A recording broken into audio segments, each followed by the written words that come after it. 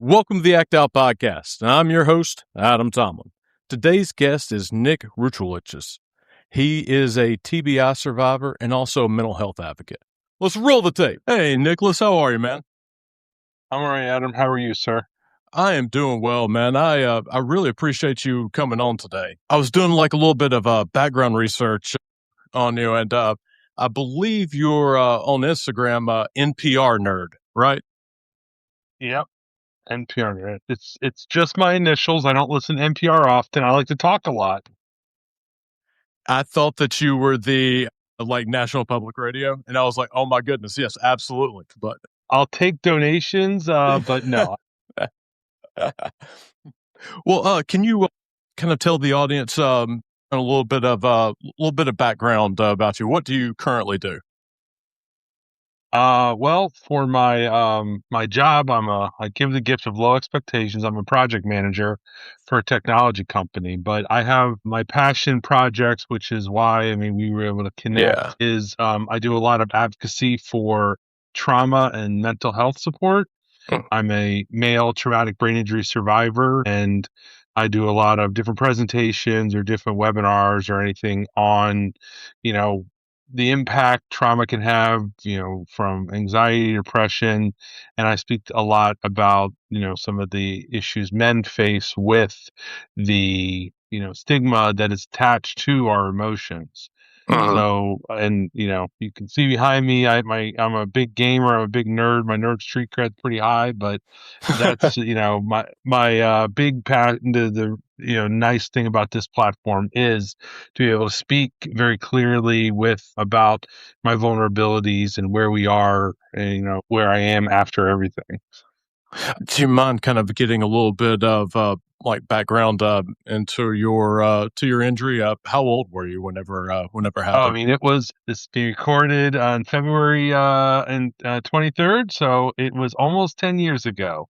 Oh wow, okay. 3/15/2016, the Ides of March and Brain Injury Awareness Month. So I got a double Oh, jeopardy. So I was involved in a single vehicle motorcycle crash.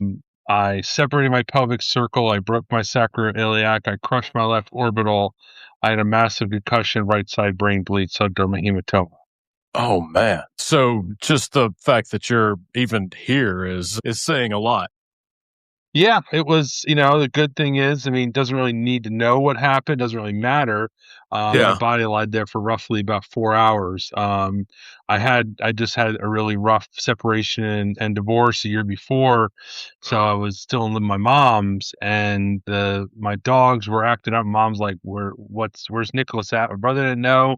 So they played telephone tag with different people, and then they came to the unit because I just bought a bike, and I just was starting to ride it after the snow. I wanted to make sure that I didn't ruin the new paint job. So that's where my body was, in a nice, secure location. And like I said, about 4 hours later, then the EMT came and took me right into the trauma unit over in Northern Virginia, Fairfax. Yeah, so that's 10 years. Do you have much? What's your last memory of that day? I remember riding my motorcycle. I had no memory of anything. I rode it, every day for a couple, probably about, 10 days or so before the incident. Again, we just had snow. In this area, sometimes we get snow in weird times, and we had snow like the first week in March, just a little bit, but all the salt and everything else on the ground, I didn't want to ruin my new paint job, so I just rode around the facility. It was a big facility. Again, I had a big storage unit it was a garage style, and yeah, so just a little bit of trauma, I would say. Well, you had mentioned that you were also a mental health advocate. Was your was the injury tied to the like mental health issues, or are they separate? No, they're separate, but they are combining in the Right. two. Trauma is a very isolating and debilitating, thing to anybody. I always say that trauma wasn't the hardest thing I went through. It was my separation divorce, because you're surrounded by anger and hate and people that want to take, something. And my separation and my divorce, it was really tough. At least in my trauma, people wanted to help me and, to help me heal and help support me. So that was a very different mentality. Uh-huh. So before my trauma, I had therapy. I went to therapy every day, and every day, every week, at least once a week, if not every other week. And it was something that I used for myself. My previous relationship, a lot of things were tough, but I wanted to figure out how to help out my spouse. And then I found out through that how to help myself. And I worked really hard to get where I was. And um yeah, I mean, it's been almost 16 years, actually a little Uh-huh. over 16 years since I started going to therapy. And I saw a therapist, like I said, and we saw each other. And again, I found out, how do I help someone? How do I help someone? And then I found out how to help myself. We did something called cognitive behavioral therapy, Uh-huh. where she asked me difficult questions, and I challenged myself. And I guess since I want to be a teacher's pet and always try to do well, I tried to really answer and be as honest as I could. Uh-huh. And doing so, again, I learned a lot about myself through it. And I know, I do believe very strongly, if I didn't have that, foundation, I don't know if I'd still be here or what capacity I would. So again, I saw a therapist, I separated, and, I was driving to see her, blah, blah, blah. Then my trauma happened. So I didn't see her for about a month, because I was in the hospital. I saw her once. And then literally the following week, she suffered a heart attack and had to stop practicing. Oh, wow. So yeah, I had something that was just such a powerful part of where I was, who I was for almost 6 years, and the rug was pulled out from under me. And I mean, that was terrifying, and I do say to myself, I was like, she taught me a lot. She taught me how to be where I am. So I know that I'll be able to be okay. But I Uh-huh. made sure I immediately would try to go find another therapist. Male traumatic brain injuries are much more common than we realize, and male traumatic brain injury survivors are twice as likely to die by suicide. It's a very Really? big deal than a typical male, correct? I mean, especially white males are very high right now Yeah. on that, those issues and traumatic brain injuries, because our brains are, obviously they control everything. So right side brain, left side negligence. So, but your right side of your brain, so left side, a lot of that is your recognition of words, the way you can speak, some different analytical thought. Your right side is your problem solving, the way you see, your vision, and again, left side negligence, your pulsary, some of your actions and a lot of your emotions. So Uh-huh. just a lot of little things that went on. So I was so that's before my trauma, where I knew a lot about mental health. And then through my trauma, I was able to, there's a program I'm part of now, Trauma Survivors Network, and it wasn't active when my trauma happened, so my family didn't really have a good resource. Uh-huh. My now wife, my girlfriend, now my wife, she had been around people with brain injuries and major concussions, so she understood certain things. My mother was terrified of, like, that I would be something completely different than I was, so I Uh-huh. didn't have that support. And I was actually never in a coma. I was never technically unconscious. I was just not cognizant. So there's not many pictures of me. My father deleted them all. There's only one holding a comic book, but you see my eyes are totally glassed out. But even though I have no memory, I would respond to different things. Or my Uh-huh. girlfriend would be like, "We're gonna go out to dinner," and just get me to eat my food or something like that. So I would do so. Again, I have no memory of that event. I just have these ideas of visions, but it's not real vision. It's just that was my brain trying to make sense of things. And then, I woke up. I always say I woke up when I became more lucid and understanding certain things. And, it was very, was very crushing and very, Oh yeah. you feel alone. I mean, every brain injury is different. And they call it the invisible injury. So it was complete darkness. I don't know if you remember. I was thinking the never ending story of the nothing. It's always that Mm. darkness is out there and nothing exists. And it is terrifying. And it's something that, you know, I never want people to feel alone in their journey. So that obviously is a huge deal with mental health and this, this path. And one of the things I've learned, so trauma survivors wasn't active, but in the rehabilitation hospital, the acute rehab, there was something called peer mentoring. So former patients can speak to current patients about where they are. And I heard someone speak, and their story was, I had to be removed. I couldn't stay long because I was in a lot of pain, which I called discomfort. But they said a story about having a brain aneurysm and not understanding what numbers were anymore and letters. And they were a math professor. And I'm like, how can I be this selfish? Just, I can't relax. I can't calm down. Like, I have nothing compared to that. They had to relearn everything. So maybe there was something else there. So I wanted to make sure there was hope for others. And I learned, through my journey, why not me? If anybody can do it, why not me? Yeah. So I really went in all, I don't do anything small in my life. So I went all in, and, through that advocacy and through that, I've done some really, I mean, talking to you, talking to this platform is great to be able to reach new people from around the globe. So yeah, I'll definitely, that was a lot of information and stuff. So I will Oh slow yeah, I was down and about to say. anything. Well, no, there's just like I have like 145 questions that I'm trying to remember from things that you said. The first thing that really struck me with what you were talking about was your initial reason for going to therapy.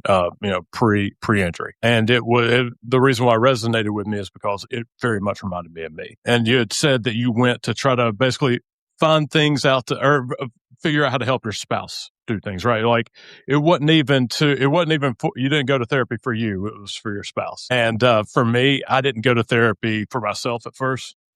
It was for my son. I knew that there were patterns that I was going to repeat, and I was completely helpless stopping them, even though I could see them. So I was like, you know what, I'm screwed up beyond repair, but hopefully Camden's not. And it probably took me about probably 6 months before I like really started to feel like I was like, hey, you know what? Like I'm getting somewhere, and I feel like I'm starting to do this for me. Do you remember if there was like if there even was a light bulb moment, or was it more of a progression for you from wanting to go to therapy for your spouse versus going for yourself?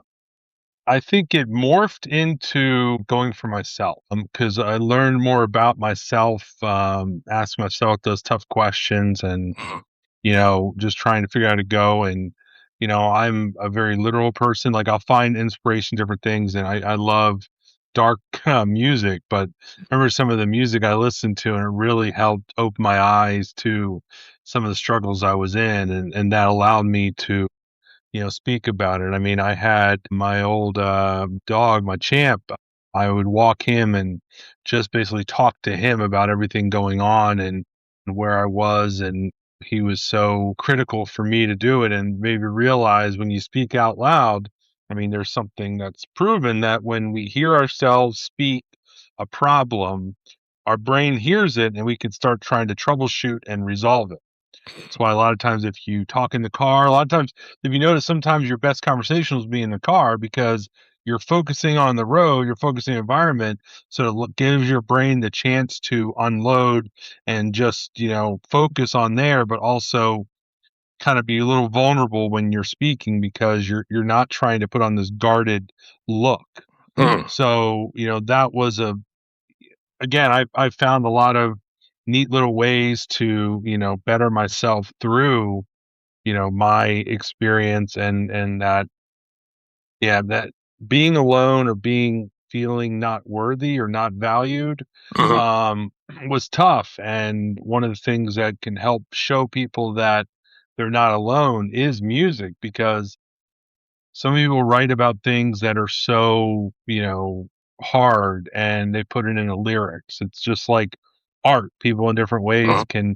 can do something to inspire someone. So that pain and that stuff people feel, there was something out there. So I knew that I wasn't alone in this, even though it felt very, like overwhelming that I'm alone in this. You never are. One of the things my trauma taught me was that I wasn't invisible, as I thought I Uh-huh. was, Uh-huh. but I'm definitely not. So Whenever your injury happened, had your therapist already stopped practicing? No, no. Okay. nope, literally I saw her once after my trauma. So I got out of the hospital. I was in a wheelchair. Still, because I know they shaved my head because I said that movie Face Off was full of crap because they pulled my face down to Uh-huh. redo my, yeah. But anyhow, so I still had my, still stitches in my face, this and that. I saw her, and literally the week later, she had a heart attack. Uh-huh. So it was like, I mean, it was a beyond gut punch, and Yeah. you know, trying to find a new therapist when you're already Right. struggling and already low is terribly hard. And, this was fortunately way before pandemic, Uh-huh. because it's even harder now. But so I made sure I reached out to a bunch of different, therapists on, from a website, and I reached out to like five. Two of them didn't respond to me. Two of them said, they're not seeing anybody. And then one of them said, I can see you, but I only do workday hours. And I said to myself, I was like, listen, my mental health is the most important thing for me right now, Uh-huh. because I knew how scary it was to be alone with my thoughts. And I knew how hopeless it felt. And I didn't want to do that. So Uh-huh. I went to see her, and literally almost 10 years later, I'm still seeing her, and she helps keep me accountable when I'm ready to not be accountable, and for myself, and to be honest. And that's really important. And sometimes we all need that, someone to help us be a little bit more, you know, Yeah. have expectations of ourselves. And because we might make excuses, but sometimes if you let it and be vulnerable to a therapist, to someone, that'll allow yourself to be able to push through that, pain or whatever you're going through. Oh, you're preaching to the converted, friend. Definitely recently converted. I've been in therapy. I do internal family systems therapy. I've been practicing that for 3 years, I think, in May. So yeah, it's definitely been a transition. One thing, or another thing that you had said that I like completely blew my mind. The statistics about men who have a traumatic brain injury are how many times more likely to die Twice as by likely to die by suicide than a regular person. Yeah. well, can why do you think that's the case? What are the mechanisms behind that? Well,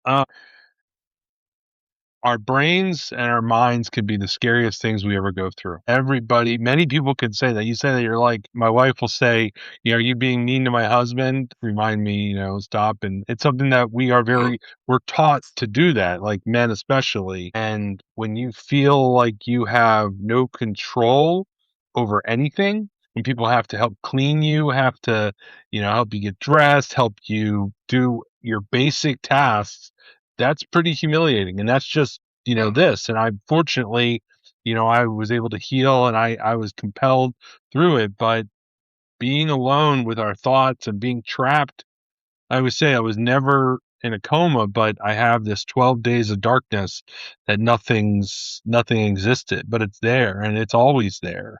And I try not to talk about it, I try not to think about it, because it's that very chilling fear that it's out there and what it could have been and everything else. And sometimes it feels comforting, but it's also scary as can be, just to not think about being in control of myself. Yeah, And I I think there's a told lot someone the of. biggest lie in the world is control. Sorry. Control is the biggest lie in the world. I had to learn Uh-huh. that through years, but the only thing we can control, I did learn, is our own action. So Yeah, it's our response. It's our response. yeah. No, I absolutely agree. I think there is a certain power in the humility that you had to kind of like go forward and even still like. being willing to be vulnerable and opening yourself up again. I think that shows an incredible amount of strength. Thank you. If I I can brag appreciate on it. you for a little bit. I appreciate it, Adam. I mean, Brene Brown said you can't be brave if you're not, vulnerable. You can't be courageous.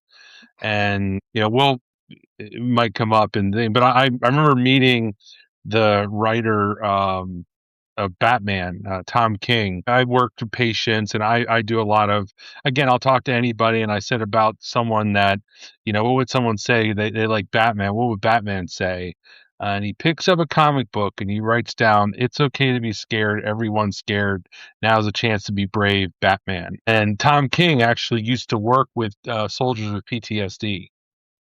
And it's actually going to be another comic convention soon in Washington D.C. And I'm actually going to see him again, and I'm going to bring that story up and say, I bring that little piece of wisdom I found, and again, that's a different creative aspects we can do, and we give someone this power to inspire us through vulnerabilities for them willing to ask themselves different things. So again, that's a little distraction. Like I said, sometimes it's a little bit like a goldfish, and actually with the traumatic brain injury (TBI), a lot of the what we find as well, a lot of underlying conditions people might have been exacerbated.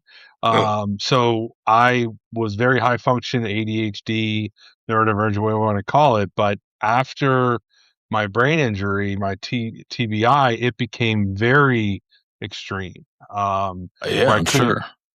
I mean, and again, right side is, I was very compulsive. That's what it is. It's a hard time, losing focus, and that's very much what ADHD is. Well, now you have a brain injury, a brain bleed, and hematoma. What's going to happen now? So I believe, and there is a lot of studies that it does greatly amplify certain things that have been underlying, and it's just something that it's now part of my I learn it, I respect where it is, and I try to allow myself to, someone really special told me, count to three.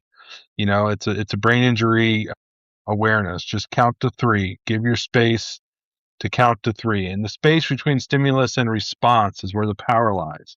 That was by Viktor Frankl from A Man's Journey about, just understanding, giving yourself that time will allow yourself to have control over that. I have such a strong case of ADHD that I call it AD4K. But it seems like you may have me you have me beat. And the thing is, even after I was originally diagnosed, I did not do any research into it. Didn't I just like, oh, well, I guess it just like affects my concentration and that's it. But I think the biggest misconception I had was that it only affected like kind of work related things. But I would say that for me, at least, the biggest, probably the biggest thing that I struggle with are the strong emotions that's attached to ADHD. And so with that brain injury, I can imagine that that's even more exacerbated. Yeah, so one of the things that I was, again, very fortunate to learn through CBD and my therapy, I learned, people would say I get very angry. I'm very angry. And I say men are allowed no emotions but anger, and women are allowed every emotion but anger. It's really messed up because we're all allowed everything. But I learned through my therapy and CBD, not CBD, sorry, cognitive behavioral therapy, BT. Wow. It's okay. But I learned, yeah, I It's not learned TH. that, no, it's true. I learned that anger is a secondary emotion. So understanding what your trigger is to lead you to be anger. And mine is frustrating and belittlement. I would get very frustrated growing up where, people I would not feel I'd feel inferior to things. And obviously that's belittlement. I thought it was smarter than me. You're a dumb kid. You didn't go to school, blah, blah, blah. So that was it. And knowing that is what triggers my anger. And when I am like that situation now, I try to slow down and try to break it down. And so when I see myself in a situation where I start feeling frustrated, feeling belittled, I have to count to three, realize it's just right now, it's not forever. And I actually try to reinvent the wheel where if I'm starting to get frustrated, I'll slow down and I'll explain what I'm doing to someone or explain it to someone. And if I'm feeling belittled, I will do what I can to try to lift up others. And that's my way of kind of controlling the anger. And I worked a lot. We do something called speech language pathology, speech therapy in trauma or after a brain injury. And, I had to work a lot on being compulsive, being angry. So I don't allow myself even that little bit of anger, which is wrong, but I respect where it is and I try to say, why am I angry? What is making me this way? And anger only comes out in three ways. It's yelling, it's physical, or it's crying. And you know what? So I'm a big dude that cries a lot sometimes. Oh well, that's just called being a person. And again, I'm Right. willing to take that on. Uh, I think you said a lot there, but one of the big things was that counting to three, you need to remind yourself that this feeling isn't forever. I think that definitely with me, whenever I'm feeling a very strong emotion, I think I feel it so intensely that my brain assumes that I'm going to be in that state forever. Yeah. It's very easy to make bad decisions based off of that belief. So wish I would have done the count to three thing much earlier. It's it's neat the different stuff that I've learned, through my trauma, through my injury recovery, speaking to other survivors. We learn a lot and learn those little techniques. Like I learned something. It's called, it's really hard all the time when someone asks me, "Oh, you're doing great," or "How you doing?" You're like, "I'm miserable. I can't feel anything. I can't see. I had to relearn how to use my eyes. You name it. I couldn't do any of this Mhm. crap." And it would get me frustrated. But now I learned something called stop and deflect from my speech therapist, where, like, I'm having a bit of a rough day, but the weather's pretty nice outside. Or can you believe it snowed? Briefly. Yeah, So you're acknowledging certain things, but now you're deflecting away from whatever topic. And yeah, people want to be seen and they want to feel sometimes that you're doing. But when you say no, I don't want to talk about it, they get offensive. Like, man, this guy's a jerk. This guy's being an ass. Like mm, that's what it is. Like, no, it's just my response. So now I try to do things differently. I'm like, I'm okay, but I will immediately just try to change the subject, something I can do. Like I was talking in my office literally today, and I was saying that I was weeping like a kid this weekend, like a baby when the U.S. won gold. Like it was so emotional for me to see, and I mean, 46 years to the day, and also I'm a Flyers fan. They're former Flyer that was they had his jersey out there because he was killed by a drunk driver, and the players did that. And for me, that was something. It's something I've been able to do is just say like, you know, there's so much stuff out there that's awful. Let me just concentrate on what can be good and just try to reflect on that and where we are together. that seems like a much better way of what I do. I just do the politician thing where it's like, hey, you asked the question you wanted. I'm going to answer the question that I want to answer. Okay. I won't say I don't do that. It's funny because there's the business Nicholas who is very just this is how it is, how it is. Then there's the person, a mentor, this and that, and I'm very let's break it down and do it. And I actually try to look at myself in the third person when I'm Hmm, handling a situation. I try to say, do I like how I'm doing this? Do I like how my interactions are? Because I had to really concentrate on my responses because of my brain injury. Because I don't hmm, necessarily know I didn't know what I was saying, but at times there was things I didn't know what I was doing or my actions. So hmm. I had to sometimes slow down and say, try to look at myself about how am I handling the situation. So it's exhausting to kind of put your mind through that loop, but when Sure. you do it over and over again, it just becomes second nature and you just start doing it. You had mentioned that you had to see a speech language pathologist. What were some of the different things that you had to work on rehabbing after the injury? I had to learn to, I mean, I lost the ability to problem solve, and that's like Mm, my greatest strength in the world. Like I could yeah. figure anything out, but I lost it. So I had to work on, different just, actions or different like worksheets, quizzes where I had to put myself in a situation like I always say I wish I had the first assignment I ever got in the hospital because she said, I'm your speech therapist. We're going to see what deficits you do. We have a construction schedule we have to put the people in. And I just started arguing with her and arguing. I said, "This is the stupidest thing in the world because I handled this for a living. I would never do it like this." And I got so angry at her. And that's why some people that have brain injuries, anger is a very common thing. And she said, "All right, I just want you to just follow the rules with it." And then I just got so upset. Like, why are you treating me like this?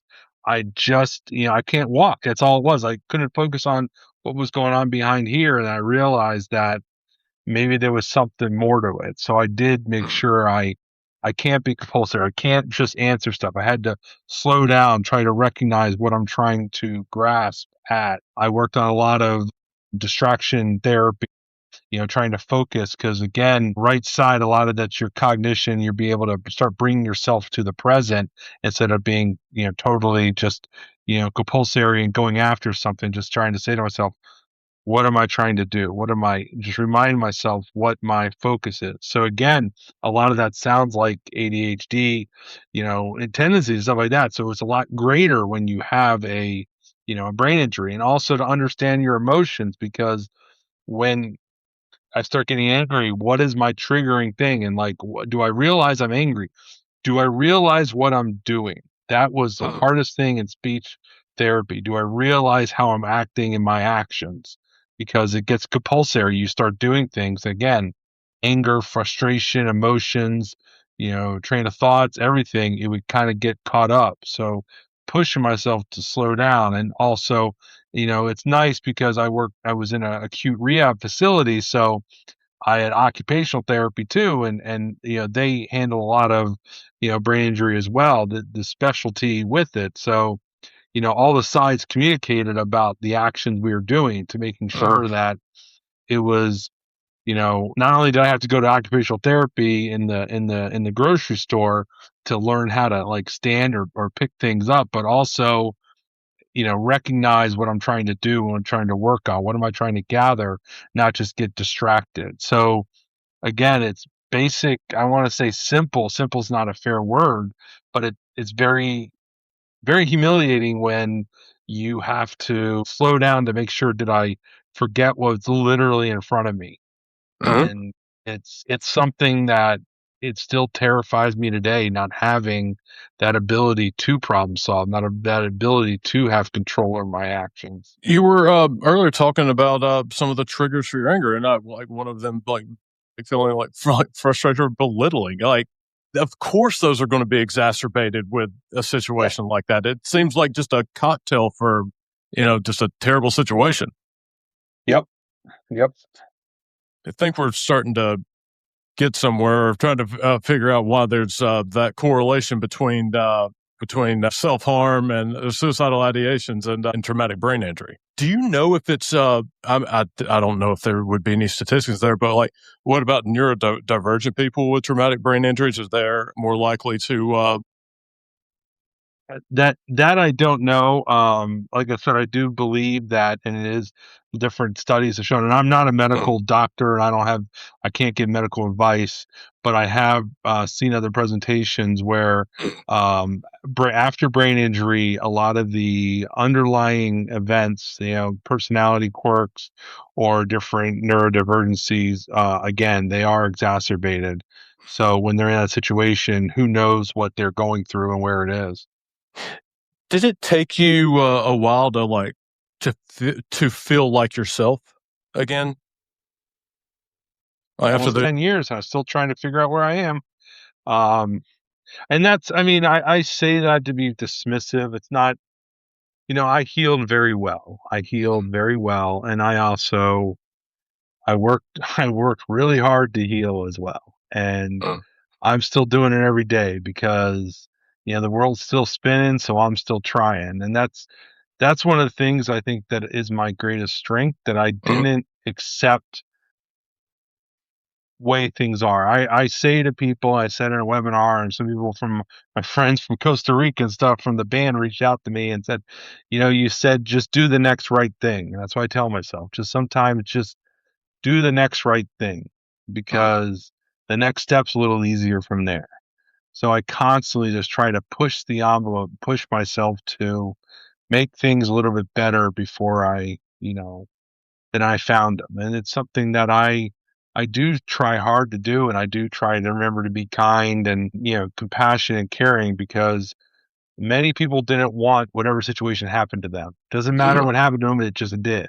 So trying to give them the grace and the dignity that what I would want, I want to do that for them, because we all deserve dignity. We all deserve grace, and trying to, my therapist taught me you can only offer three things to people: compassion, acceptance, and forgiveness.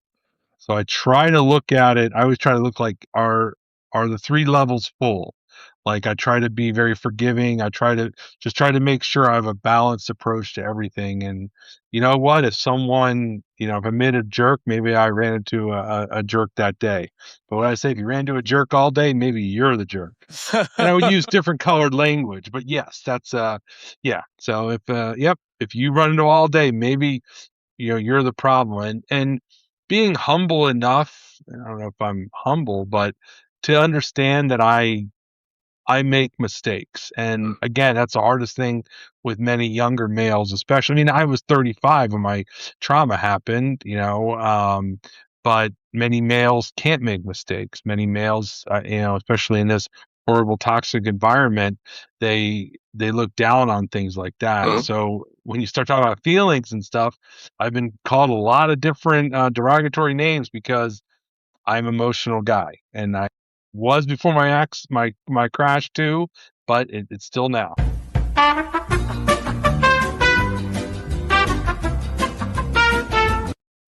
It's a bit unfortunate that we both have ADHD, because I can't remember where we were at whenever this first series of catastrophes happened. I think we were just talking about, I know we started having a conversation about males and, ideations and things being exacerbated from it. And like I mentioned, I don't really have any other medical training. I don't have no medical training or anything. I just know what works for me. And I think that when I explained everything that was going on in your side, it made sense to you why someone would feel that way when everything seems to be working against you.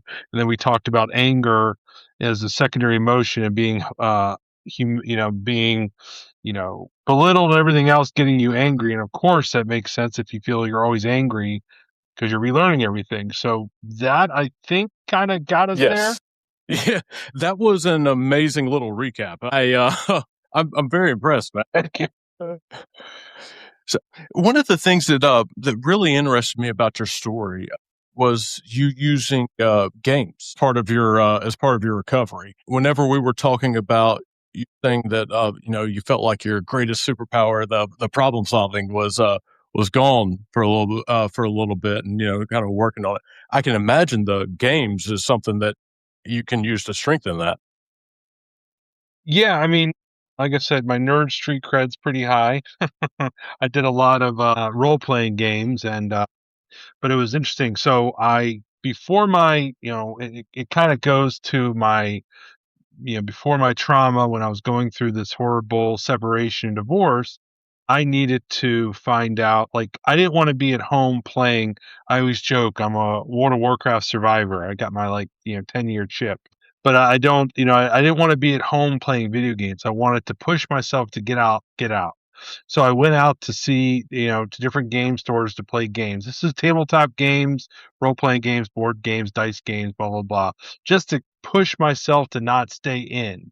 Because I felt if I'm just just talking to someone online, I will avoid reality, and I'll say, this is fine for my bubble. So I pushed myself to get out of my comfort zone to meet new people. And I met some amazing people. I also met other people I don't really care for as much, but I met some amazing people. And then my trauma happened, which sucked. But it was really cool because some of these people that I only knew from the other side of a table, they visited me at the hospital. They visited me to see how it's going. They're still friends with me today. But when I left the hospital, again, I was in a wheelchair. I was non-weight bearing for 12 weeks. Couldn't walk, couldn't do a lot, but lights and noises were very overwhelming with the brain injury. So it was, again, a new environment. You're going in there. I've been in the store a dozen times, but when you're in here in a wheelchair and trying to just get through, everything feels different. So I pushed myself to that. When you brain injury, right side is understanding analytical and creative thought. It's trying to go between it. It's those parts of your brain going between the two of them. So what a perfect way to do it than a role playing game where you got to be pretending you're a character in one thing and then doing math rocks the next one to figure out your actions. So I used my games to help me with my recovery.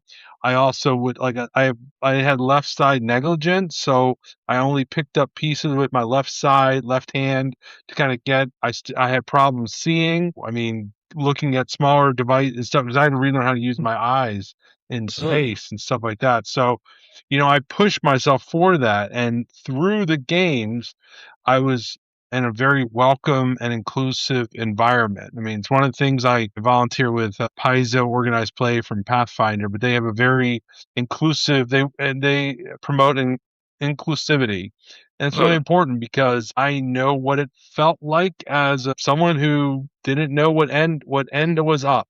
Didn't understand a lot. And to be comfortable in an environment like that was really powerful. It was that and music that really helped me heal and be where I am today because I was willing to try to do something different, to try to push myself beyond my comfort zone. Man, I think that's actually my problem. Man, my comfort zone is really freaking comfortable. It's the darndest thing. And then another thing that you mentioned is, like meeting some folks and you met some great folks and then you've met some, not great folks, doing that. I think that's where a lot of people have trouble. First getting out of their comfort zone in the first place. I mean, that is incredibly hard. But then afterwards, there's you get out of the comfort zone, but then you end up not finding your tribe right away, and not being able to get that immediate success can be can be really disheartening for folks. How long did it take you to kind of find like I'm sure obviously your community's kind of grown, but like how long did it take you to be able to find at least a couple of folks? And honestly, so I always joke at work. There's two types of people out there, people that like me or don't, but there's never an in between at work. I mean, I met some people that I really enjoyed right away, and other people, like I said, that didn't. And I've spoken to people about sometimes the people in our lives that we want will reflect some of the best qualities we like in others. So, and I try to add that to myself. So when I am able to see people that have certain tendencies that I really like, I will gravitate towards them. It's actually a good friend of mine, another gamer. He's a psychologist, and he said, when you have a behavior of someone you don't like, and they teach you to, don't tell that person that's awful. Stop doing it. Obviously, if it's bad, stop doing it. But compliment on people that you really do like what their habits are, and the other people will try to make those habits match.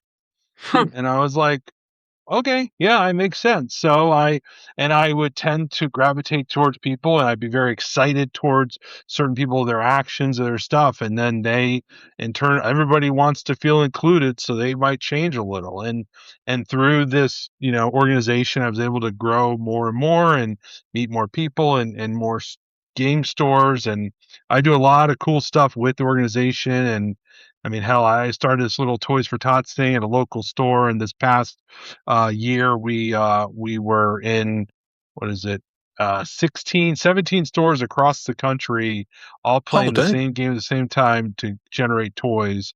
And I mean, thousands and thousands of dollars raised for kids in the holidays. So again, it's because I was willing to step outside and do, and also when you're advocating for others and trying to help others, people will maybe want to be around you because, help's a gift we freely give.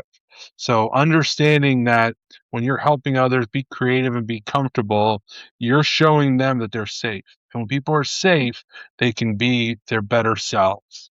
So it's very important for me to feel safe as someone who, again, rough marriage, abuse, whatever case you want to call it, there was a lot of things that I could have very much gone right into protect mode and do that.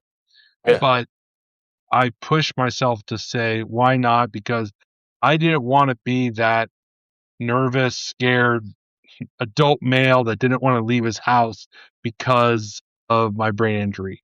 I didn't want to be stuck sitting there thinking about all that would hurt me or all that I couldn't do.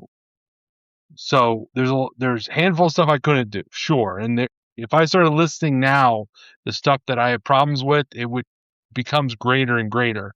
What Uh-huh. I can say now is what I've been able to gain from it, which far outpasses what I lost.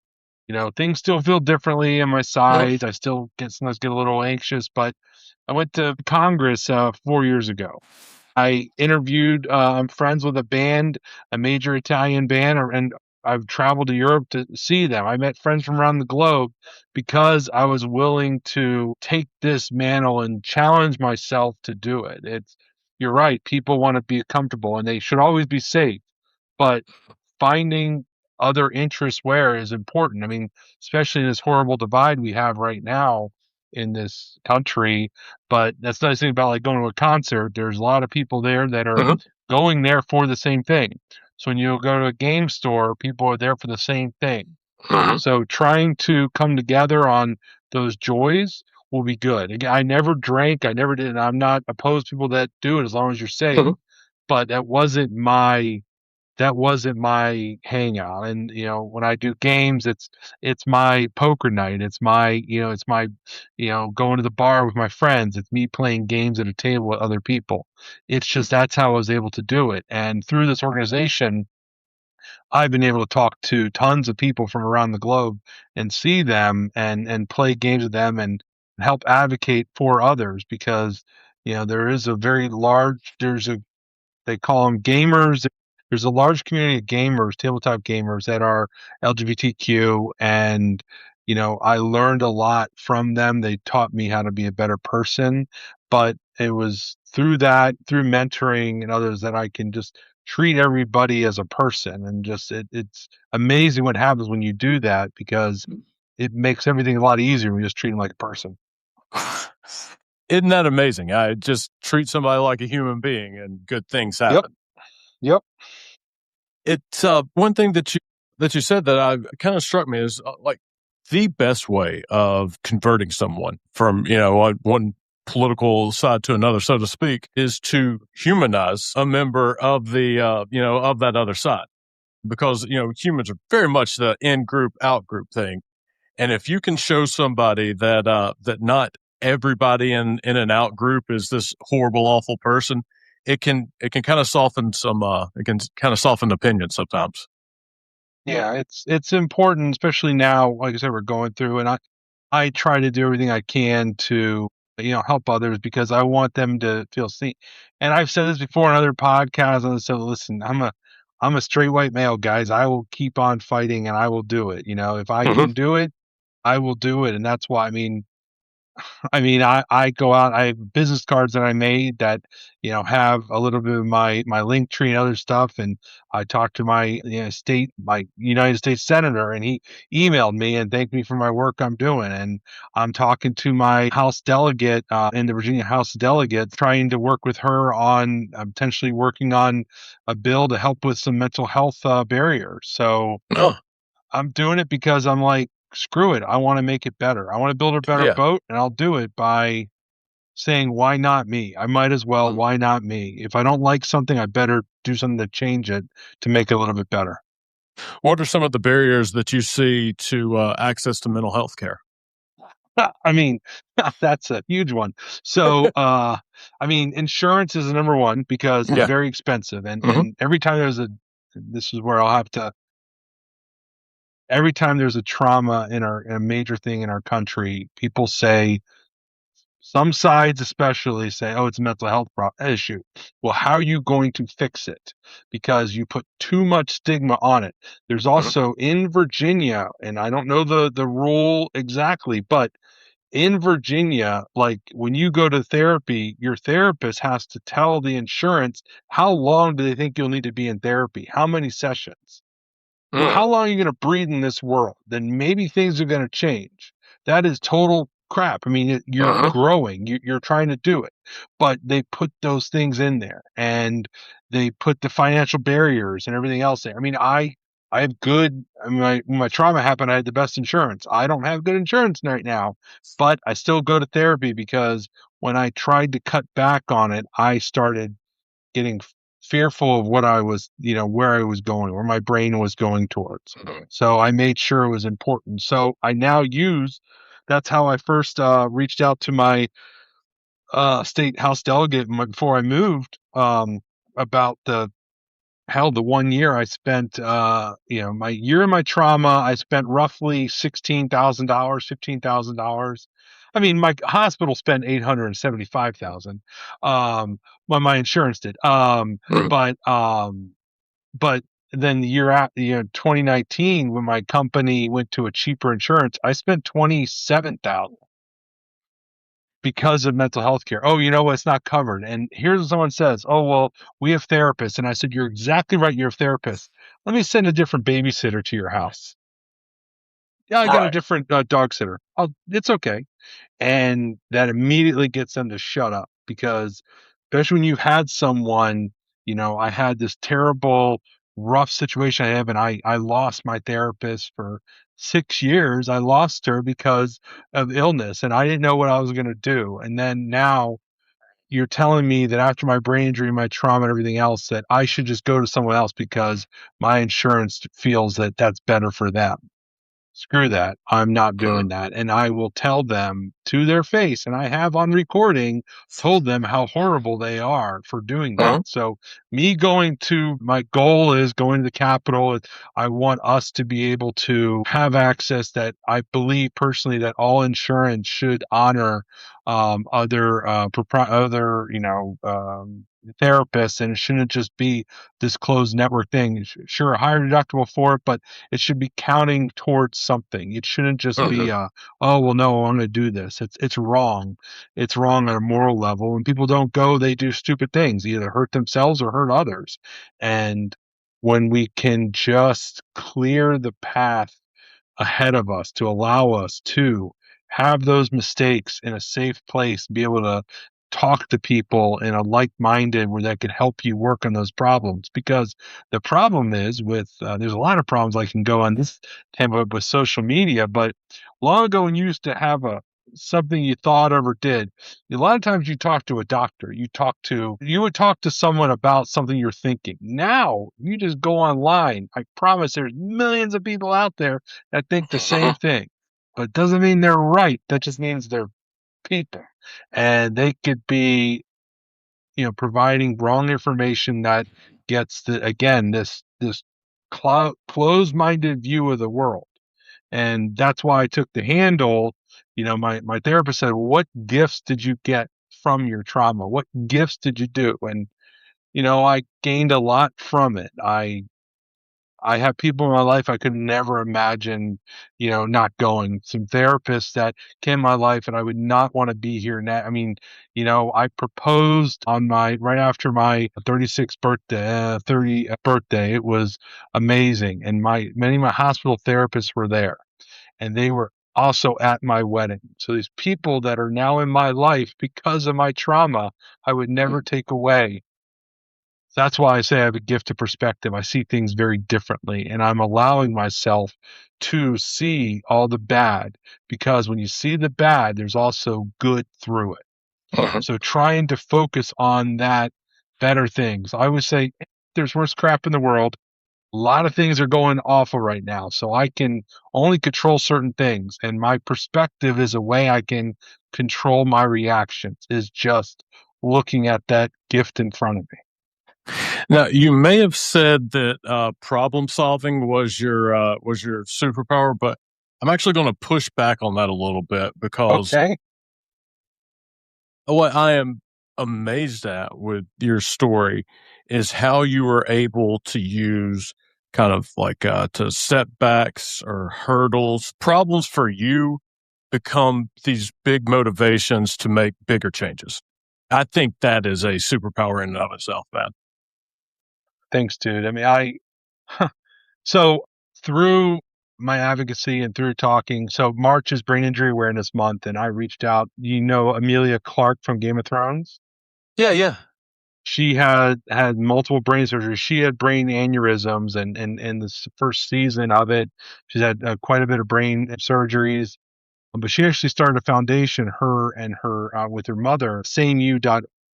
Well, I found a friend of mine did another person that interviewed Christina, another brain survivor. He did the profile on him, and I wrote to them, and they did make me an advocate for it. So, again, this now recognized international organization, my story, but they in England is where she's from. They were working with another university in England, and they did a case study with my wife and I about brain injury survivors and their spouses and how it affects. So Mm. through my trauma, through all this hardship, I've been able to do so many cool things. And what did I made my very wonderful older British gentleman, and I had him laughing because I say I'm not afraid to fail, but I can't make a mistake because I'm gonna fail anyhow. So I Uh-huh. might as well do it. So I'm always gonna fail, but I can't make a mistake. That's how my thing works. Yep. So when I push myself, when again, I assume I'm not gonna do well, I might as well do it. So I do it. Mm. I don't worry. Like I said, my nerd street cred's high. What do we learn through fear? Well, Green Lantern told us that, the one way to stop fear is through willpower. So pushing myself when I'm afraid of something, that's when I say, not today, I'm gonna do it. Now, obviously, not talking about anything that's gonna get me hurt or anything else, but I am willing to take on a task because I might as well try it. Because guess what? If I don't do it, well, at least I tried. Uh-huh. So I am not afraid to fail. I am afraid to make a mistake. I took making a mistake as like it would send me into fight or flight. It was like an existential thing for me for a very, very long time. And to this day, I am still trying to learn that making a mistake is not the end of the world. I think it's something with ADHD and kind of like the very like black or white thinking. That's well, at least for me, I was big Yeah. into the all or nothing thing. I can understand, and like I talk to patients all the time, and I always say I can't give medical advice on one, but I can only promise one thing, that the sun will rise tomorrow, and allow yourself to have a bad day, because Huh. we will never be in this point of time and space ever again. It's not possible. So allow yourself the grace to have a mistake and to have a bad day, because when you go to sleep, you wake up the next day, it'll rise. The sun will Uh-huh. always rise. So allowing yourself that, for me, it's nice because it takes this weight of everything else and just throws it away. Uh-huh. It gives me this sense of weightlessness to say, okay, it's not that bad because tomorrow is a new day. Screw it. It's so amazing what a mind shift change can do for your life. It's something that like it would be great to be able to do this without having years and years of therapy. You know. I get the Notes version. As I say, just use me as a Cliff Notes. 16 years therapy. I can, let's go. What are our one liners? Come on, we'll get through them all real fast. So And all this wisdom you're spewing out, it's not even you. It's your therapist. Huh? I'm really grateful that I'm very good at speaking and understanding things, and also trying to take what I learn and again, just try to make it a little bit better. I don't believe in a lot of things, but I do believe in trying the butterfly effect, trying to do something better, because when you do it, the next day will be better. Adam, when we get to do this, we find ourselves, even if it's a short recording or a long one, we can help each other and grow and learn from it. And that's what the important part of this journey is. Nothing's ever written, and we're writing it all as we go, and trying to be in front of it. I'll tell patients, be your own narrator. Tell your own story. Don't let anybody else tell it for you. So that's important advice across the board.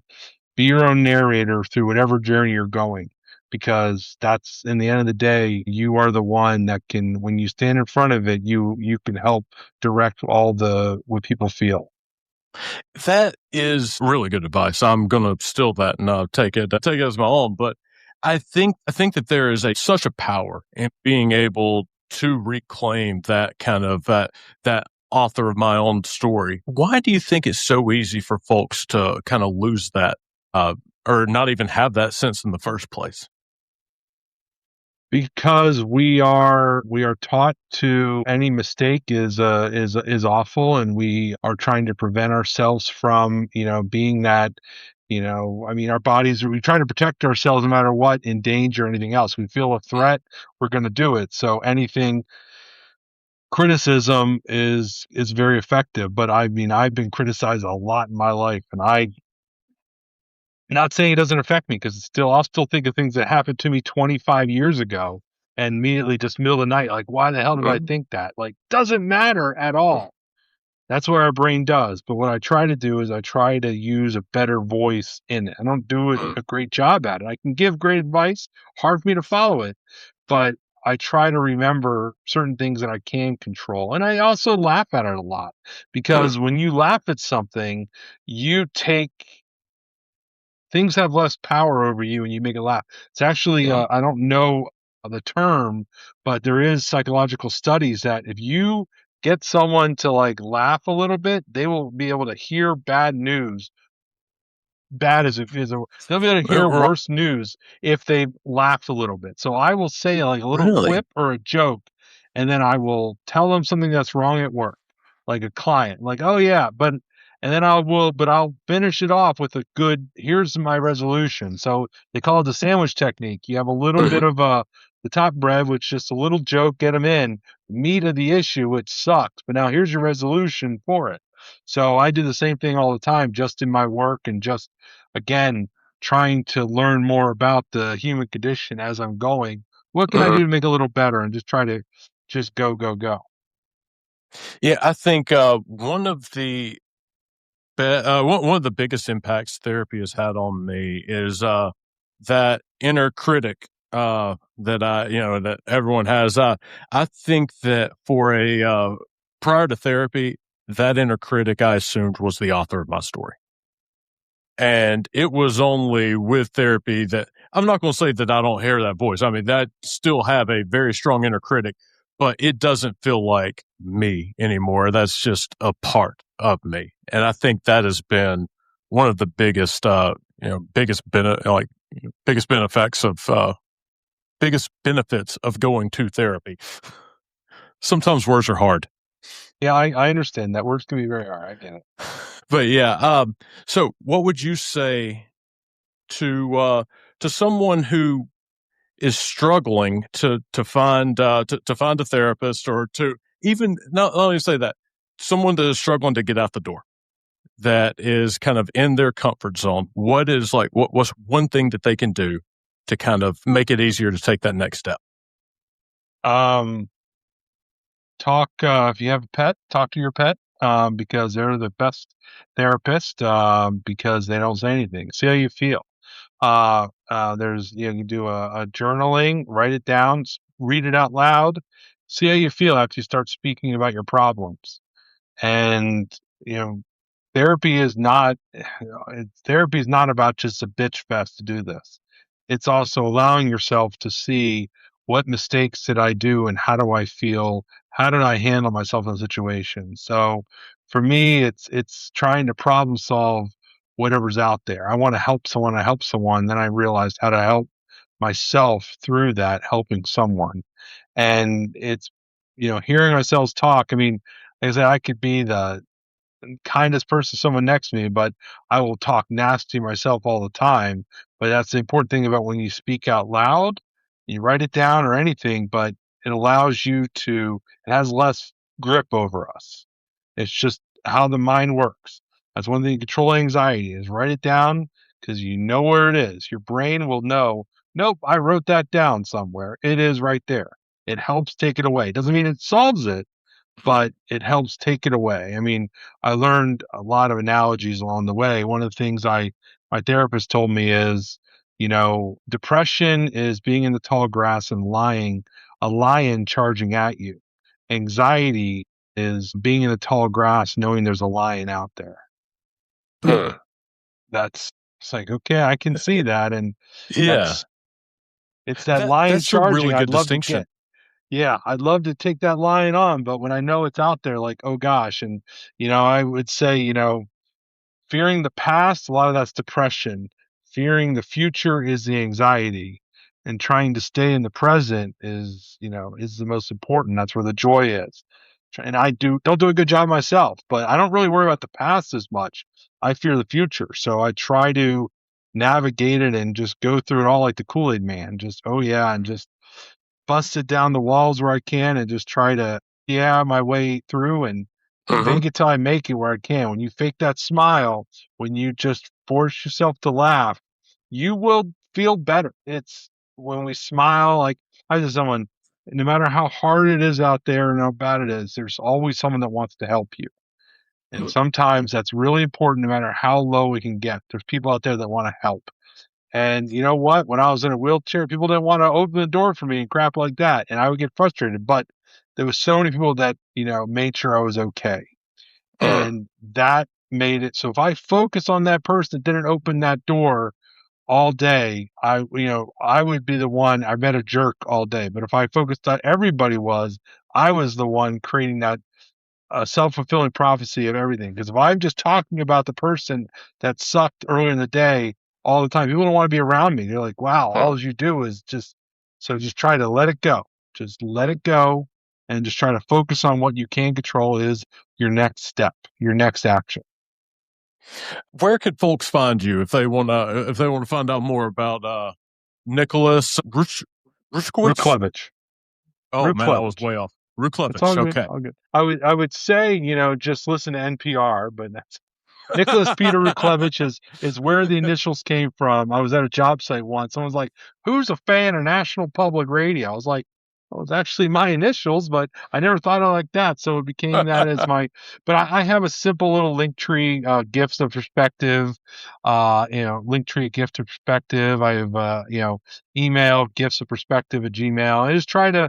I want to try to help people where I can find this. I have links of the different stuff I've done, my webinars, my different interviews with musicians or podcasts, whatever, but also have resource for people that have been affected by, now my trauma is different than everybody else. Mine was a physical like trauma unit, and there's also other resources I have on my little link tree for people to find when they might need some hope through anything and just to find the community that's out there. Because I will tell everyone, I've seen my own self when I've seen someone in as a trauma support group. So we have support, Trauma Survivors Network, started in Fairfax, Virginia, now is literally around the globe because of Canada and Australia.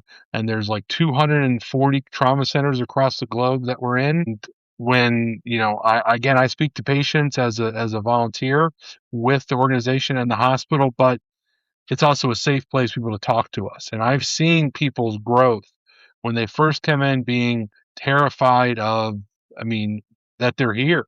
And all of a sudden, 5 months, 6 months in, them talking to us and being able to stand up clearly with confidence in it, because that's what this story is about. It's our own story. Not letting anything else control is important. When you get in there in those uncomfortable places to make yourself feel comfortable, that's the important part. So long story short, Linktree, get your perspective, that all my different stuff. And you found me on NPR Nerd on Instagram. And yeah, so that's about it. Nicholas, so thank you so much for your time, man. This was a blast, man. Thank you, Adam. I know that. We tell you what, I will gladly, and every time you want to reach out, we'll be able to talk again. Especially since I know now that where the part of the country you're in. If I do go to Richmond, I will definitely let you know of anything we can do. Again, my goal is to help normalize the what people don't feel is normal. I want to help normalize whatever someone's going through to say, it might not be normal to you, but it's now normal to this person too. Because trauma affects, again, I speak a lot about trauma. Trauma is the number one cause of death between 1 and 45. Technically, 1 in 17 is just guns, but 1 in 45 is trauma. And it affects a lot more people than we know. And I say that because that also means that if you just think of that one major statistic, well, I think mental health affects a lot of people too. And the one thing we can all go through right now that many of us can speak through that weren't COVID babies. Um, the one thing the entire world was going through something during COVID. Everybody was going through something. We know.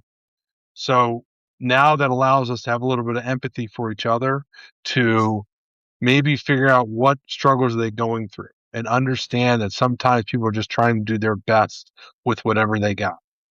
Yeah, man, and I would love to hang out, man. I don't know how good I'd be at board games, but I'll definitely give it a try.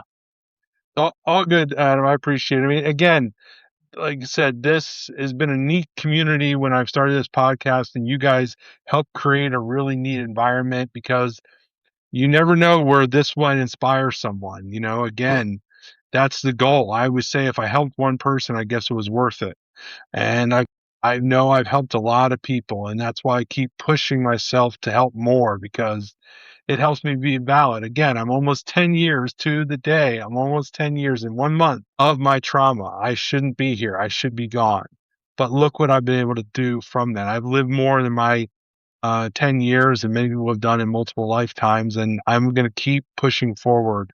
And that is my promise to you and everybody that I will keep pushing forward. And I'm glad to have you on my team. I don't doubt that for a second, man. I guarantee you're going to keep pushing forward, man. That's that's been kind of the theme of your life. I mean, that's something else, man. It's really incredible.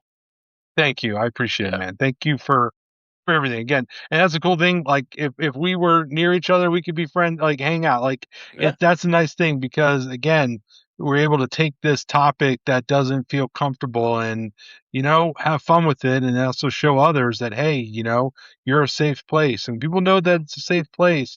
That's why I've spoken about trauma. A lot of people reach out to me about how trauma affected them.